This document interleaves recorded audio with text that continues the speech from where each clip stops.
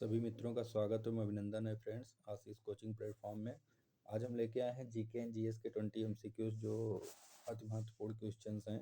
आपके एग्जाम्स में काफ़ी हेल्पफुल होने वाले हैं। तो चलिए स्टार्ट करते हैं आज का पहला क्वेश्चन।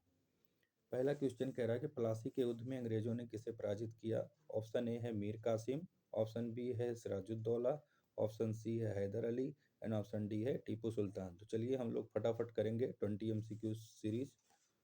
तो इसका राइट आंसर बताएं फ्रेंड्स क्या होगा क्वेश्चन नंबर 1 का। तो इसका राइट आंसर होगा friends option number B, Siraj-ud-Daulah.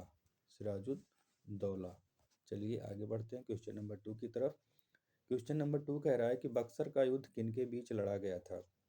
Option A अंग्रेज मराठा, अंग्रेज सिराजुद्दौला, अंग्रेज मीर कासिम या अंग्रेज मुगल बंगाल व अवध। तो डियर फ्रेंड्स इसका राइट आंसर बताएं क्वेश्चन नंबर 2 का।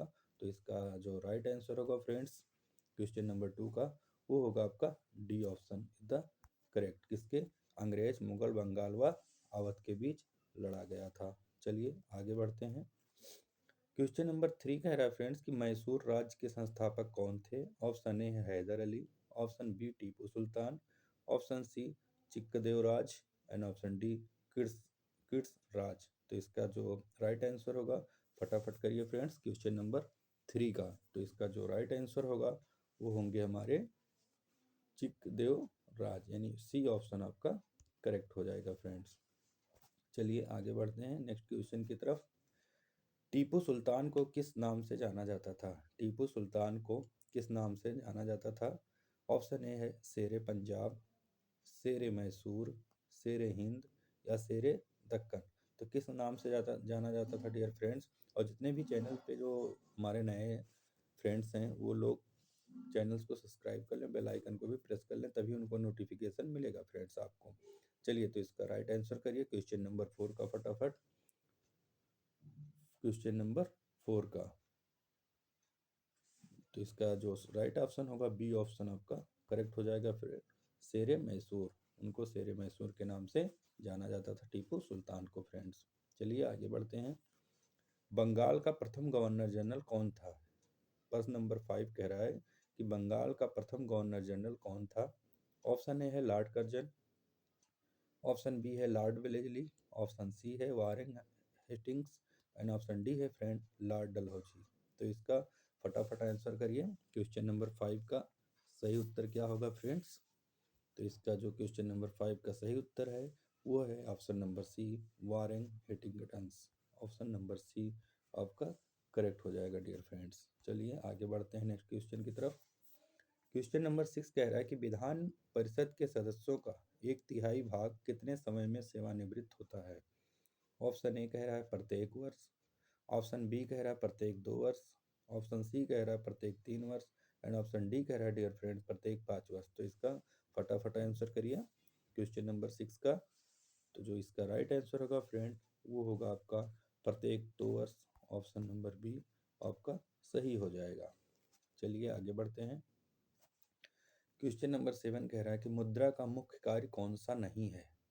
इसमें फ्रेंड्स एक चीज़ ध्यान रखना, इसमें नहीं पूछा है तो नहीं वाले टॉपिक को ध्यान रखना, क्योंकि नहीं है इसमें काफ़ी लोग गलत कर देते हैं, तो ये चीज़ ध्यान रखना। तो इसमें से ऑप्शन ए कह रहा है विनिमय का माध्यम नहीं है, मूल्य का मापदंड नहीं है, मूल्य का संचय नहीं है या उत्पादन का साधन नहीं है। तो इसका राइट आंसर करें फटाफट फ्रेंड्स। तो इसका जो राइट उत्तर होगा वो ऑप्शन नंबर डी, उत्पादन का साधन नहीं है। ऑप्शन नंबर डी आपका सही हो जाएगा क्योंकि इसमें नहीं पूछा है। चलिए आगे बढ़ते हैं। क्वेश्चन नंबर 8 कह रहा है कि भारत में कागजी मुद्रा जारी करने का अधिकार किसे है। ऑप्शन सी है भारत सरकार को, ऑप्शन बी है वित्त मंत्रालय, ऑप्शन सी है Bharatiya reserve bank and option D है फ्रेंड स्टेट बैंक ऑफ इंडिया। चलिए तो इसका फटाफट आंसर करिए। आज हम लोग 20 एमसीक्यू जीके जीएस के फटाफट करेंगे बहुत तेजी के साथ। चलिए तो इसका जो राइट आंसर होगा option number C is the correct. C option आपका करेक्ट हो जाएगा। चलिए आगे बढ़ते हैं।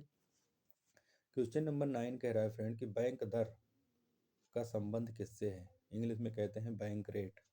तो ऑप्शन ए है जमा दर से, ऑप्शन बी है ऋण दर से, ऑप्शन सी है आरबीआई द्वारा बैंकों को दिए जाने वाले ऋण से, एंड ऑप्शन डी है डियर फ्रेंड जनता को दिए गए ऋण से। तो इसका फटाफट आंसर करिए प्रश्न नंबर 9 का फ्रेंड्स।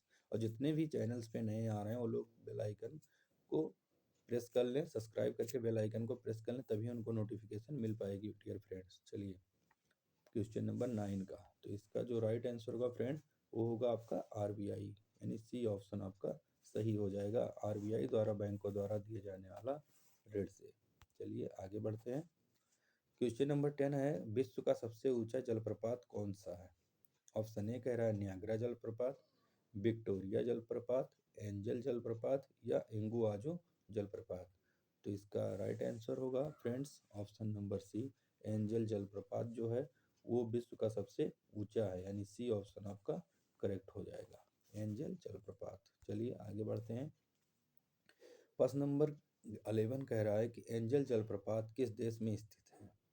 ऑप्शन से है ब्राजील में, वेनेजुएला में, चिली में या पेरू में। तो इसका फटाफट आंसर करिए फ्रेंड्स कि प्रश्न नंबर 11 का। चलिए तो इसका जो राइट आंसर होगा फ्रेंड्स वो होगा आपका कहाँ पे है, फटाफट आंसर करिए 11 का। तो इसका राइट आंसर होगा बी, वेनेजुएला में फ्रेंड्स। चलिए फटाफट आगे बढ़ते हैं। प्रश्न नंबर 12 कह रहा है फ्रेंड कि नियाग्रा जलप्रपात किन दो देशों की सीमा पर स्थित है। किन दो देशों की सीमा पर स्थित है नियाग्रा जलप्रपात। ऑप्शन ए है अमेरिका मैक्सिको, ऑप्शन बी कह रहा है अमेरिका कनाडा, ऑप्शन सी कह रहा है Canada France, and option D कह रहा है फ्रेंड्स अमेरिका ब्राज़ील।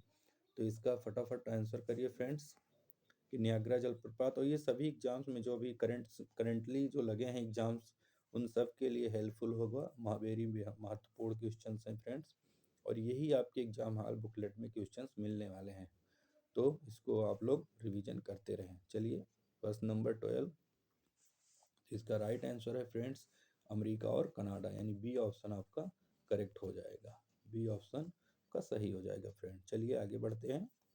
प्रश्न नंबर 13 कह रहा है कि विक्टोरिया जलप्रपात किन दो देशों के सीमा पर है। ऑप्शन ए है केन्या युगांडा, ऑप्शन बी है जाम्बिया जिम्बाब्वे, ऑप्शन सी है Nigeria Cameroon, and option D है फ्रेंड दक्षिण अफ्रीका और नामीबिया। तो क्वेश्चन नंबर 13 का राइट आंसर करिए आप लोग। तो इसका जो राइट आंसर होगा फ्रेंड वो है जाम्बिया और जिम्बाब्वे, यानी बी ऑप्शन आपका करेक्ट हो जाएगा फ्रेंड्स। आगे बढ़ते हैं। चलिए बिना टाइम वेस्ट किए कि प्रश्न नंबर 14 कह रहा है कि धुआं जो गरजता है, स्मोक द थंडर्स, किस जलप्रपात का उपनाम है। ऑप्शन ए है नियाग्रा, ऑप्शन बी है एंजल, ऑप्शन सी है विक्टोरिया, एंड ऑप्शन डी है एसोमाइट। तो इसका राइट आंसर करें फटाफट फ्रेंड्स क्वेश्चन नंबर 14 का। तो ये आपका जो है स्मोक द थंडर, धुआं जो गरजता है नाम से जाना जाता है, वो है विक्टोरिया, यानी सी ऑप्शन आपका करेक्ट हो जाएगा फ्रेंड। चलिए आगे बढ़ते हैं। क्वेश्चन नंबर 15 कह रहा है कि विश्व का सबसे चौड़ा जलप्रपात समूह कौन सा है। ऑप्शन ए है विक्टोरिया, ऑप्शन बी है नियाग्रा, ऑप्शन सी है इगुआजू, एंड ऑप्शन डी है फ्रेंड एंजल। तो इसका राइट आंसर करिए क्वेश्चन नंबर 15 का। तो इसका जो राइट आंसर है फ्रेंड्स इगुआजू, यानी सी ऑप्शन आपका करेक्ट हो जाएगा। चलिए आगे बढ़ते हैं। प्रश्न नंबर 16 कह रहा है फ्रेंड कि खजुराहो मंदिर किस राज्य में स्थित है। ऑप्शन ए है उत्तर प्रदेश में, राजस्थान में, मध्य प्रदेश में या उड़ीसा में। तो जो खजुराहो मंदिर है वो किस राज्य में स्थित है, इसका आंसर करिए फटाफट फ्रेंड्स। चलिए क्वेश्चन नंबर 16 का, तो इसका जो खजुराहो है वो हमारा मध्य प्रदेश में है, सी ऑप्शन आपका करेक्ट हो जाएगा फ्रेंड्स। चलिए आगे बढ़ते हैं। क्वेश्चन नंबर 17 कह रहा है कि रामलीला को यूनेस्को द्वारा किस श्रेणी में मान्यता दी गई है। ऑप्शन ए है विश्व धरोहर स्थल, ऑप्शन बी है अमूर्त सांस्कृतिक धरोहर, ऑप्शन सी है प्राकृतिक धरोहर, एंड ऑप्शन डी है डियर फ्रेंड्स मिश्रित धरोहर। तो इसका राइट आंसर करें फ्रेंड्स फटाफट। तो इसका जो अमूर्त सांस्कृतिक धरोहर, यानी बी ऑप्शन आपका करेक्ट हो जाएगा, इस श्रेणी में रखा गया है अमूर्त सांस्कृतिक धरोहर में फ्रेंड्स। चलिए आगे बढ़ते हैं। क्वेश्चन नंबर 18 कह रहा है कि एलोरा की गुफाएं किस धर्म से संबंधित है। केवल बौद्ध से, केवल हिंदू से, केवल जैन या बौद्ध, हिंदू और जैन तीनों से संबंधित है। तो इसका राइट आंसर करें फ्रेंड क्वेश्चन नंबर 18 का। तो इसका जो राइट आंसर है, चलिए इसका जो राइट आंसर है friend option number D is the correct. आपका बौद्ध, हिंदू और जैन तीनों से संबंधित है। चलिए आगे बढ़ते हैं क्वेश्चन नंबर 19 की तरफ। क्वेश्चन नंबर 19 कह रहा है कि गरबा नृत्य किस राज्य का लोक नृत्य है। ऑप्शन सी है Rajasthan, option B Punjab and option C Gujarat and option D friend Haryana. तो जो गरबा नृत्य है वो किस राज्य का लोक नृत्य है, उसका आंसर करना है फ्रेंड्स। आप लोग करिए क्वेश्चन नंबर 19 का। तो इसका जो राइट आंसर होगा friend option number C Gujarat. C option आपका करेक्ट हो जाएगा। गुजरात का लोक नृत्य है गरबा, काफ़ी फेमस भी है। क्वेश्चन नंबर 20 कह रहा है कि कथकली नृत्य किस राज्य से संबंधित है। ऑप्शन सी है केरल, ऑप्शन बी है कर्नाटक एंड ऑप्शन सी है Andhra Pradesh and option D है तेलंगाना। तो इस कथकली नृत्य किस राज्य से संबंधित है फ्रेंड, इसका फटाफट आंसर करिए। चलिए, तो ये जो संबंधित है ऑप्शन नंबर ए केरल से। कथकली जो है आपका केरल से संबंधित है फ्रेंड्स।